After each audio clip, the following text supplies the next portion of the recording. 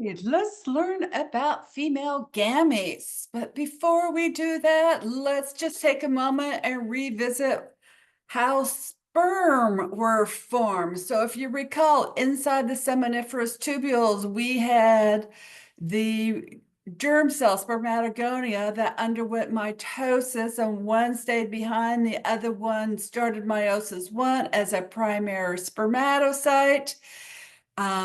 They were diploid, underwent a reduction division, became a secondary spermatocyte where there were two formed, underwent meiosis two, each divided, ended up with four spermatids.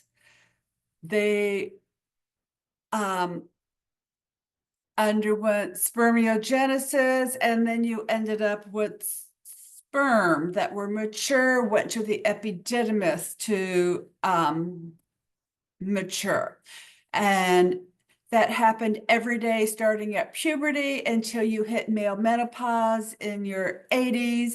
Every single heartbeat, about 1,500 sperm were made on average. And it took about 2.5 months from the start of the sperm up here until it was mature. And so it's pretty basic. Now, oogenesis is a lot different.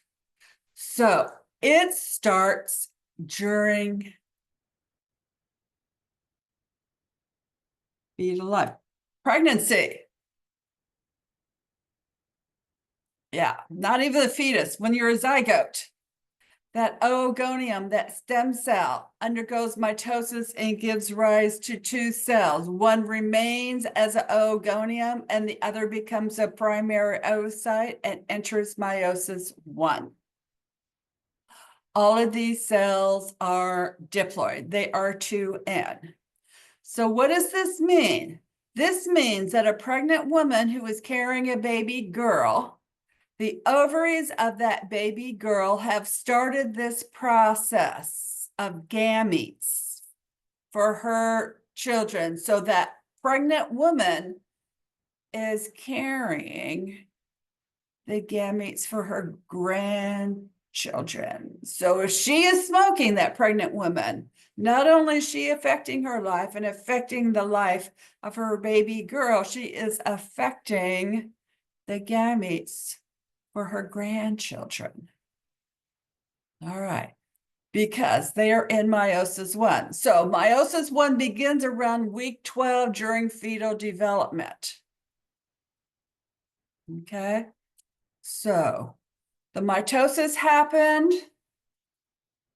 and then meiosis is going to start around week 12 at the end of the first trimester. And it's going to stop.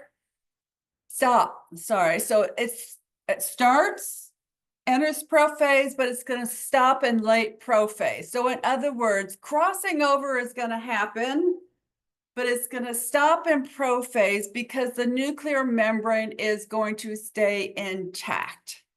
So we're going to have had duplication of everything. We're going to have had crossing over, but we have not gotten rid of the nuclear membrane. Okay. And this is how it's going to stay all the rest of pregnancy and all through childhood until there is puberty. All of those oocytes are stuck in prophase one. Okay. Now, at puberty and thereafter, every month just before ovulation, under the influence of a surge of luteinizing hormone, the primary oocyte, which is diploid, will complete meiosis one. Okay. But here is something that is different from men once again. When this division happens, it is not an equal division. One cell becomes a secondary oocyte. The other cell is much tinier and becomes what we call a polar body. Because it's meiosis one, we call it the first polar body. Both of these cells are haploid. Okay, so what's a polar body? Well, we had an uneven division. The polar body is a small, non-functional cell. It contains a nucleus and a tiny amount of cytoplasm. It's as if the mother cell says, I want the best chance of survival. So I'm going to give all my food and energy to one cell so it can survive. And the other cell, not getting anything. So when the cell divides in meiosis 1, it looks like this with the first polar body. And in meiosis 2, we're going to have another division and we're going to have a second polar body. Okay. So those are the polar bodies.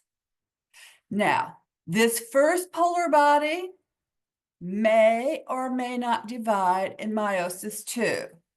If it got practically nothing, then it's not going to divide in meiosis 2. But if it got a little something, something, it may have enough to divide in meiosis 2. All right. So when meiosis 2 starts, that is only going to be just before ovulation. Remember, we talked about this in the ovary slide. So just before ovulation, meiosis 2 is going to start. Yes, we're going to do this, but now we're going to put the brakes on and we're going to stop in metaphase 2. So at the time of ovulation,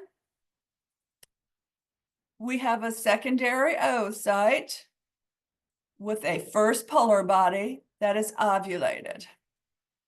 Okay, so the secondary oocyte is in metaphase 2 with all the chromosomes lined up. And you can see the first polar body outside that secondary oocyte. We've got the zona pellucida and we've got the corona radiata outside of it. And that's how it's going to stay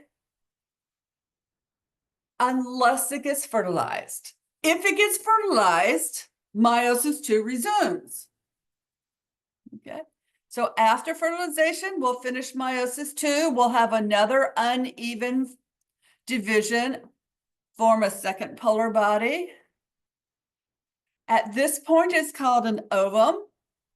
Okay, so this ovum is initially haploid because, yes, we have the sperm nucleus in there, but the sperm nucleus is kind of sitting off to the side, and then we have the oocyte nucleus, and each one of those are haploid. Okay, but then the two nuclei are going to join together to form the zygote. And the zygote, when the two nuclei join together, that's what's going to be diploid, is the zygote. So it's not really considered diploid until it's a zygote. All right, so if the first polar body would divide, you would end up with an ovum with 3 polar bodies.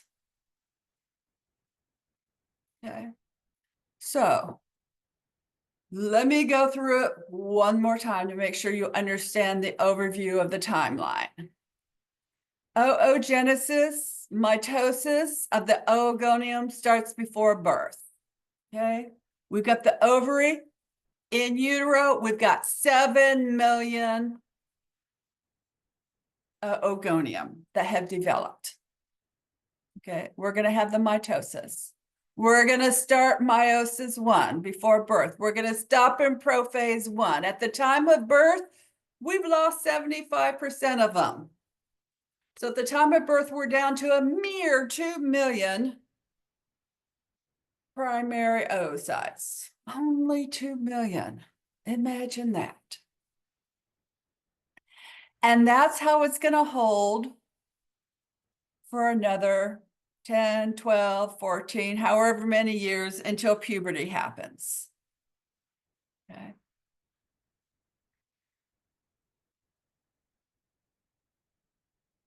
Except 2 million aren't going to last until puberty.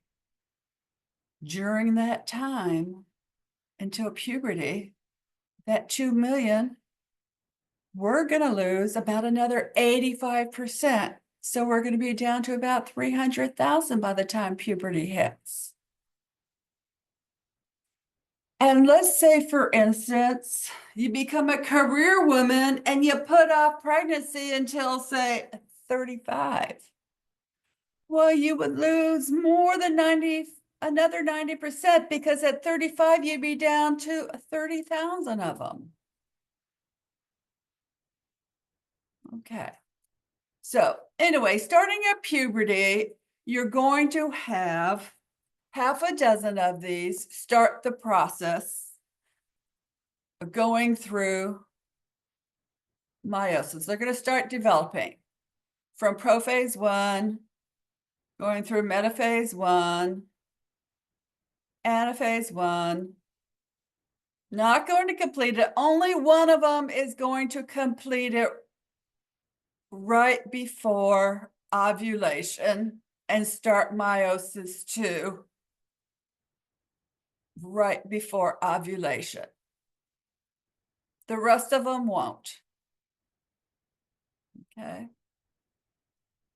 So meiosis 2 only gets completed if fertilization occurs. Okay. Which means only about 400 oocytes over the lifetime of a woman will begin meiosis 2. About 1,000 oocytes a month are going to die off. So of the 400 that are ovulating a month, the vast majority of those are not going to be fertilized. But if they are fertilized, they will complete meiosis 2, have a second polar body, and then hopefully the 2 nuclei will form a zygote. All right, so take a moment, review and compare spermatogenesis here at the bottom with oogenesis here at the top. Thank you so much, and I will see you for the next video, which is going to be comparing ovarian cycles with uterine cycles and how that affects your fertile periods.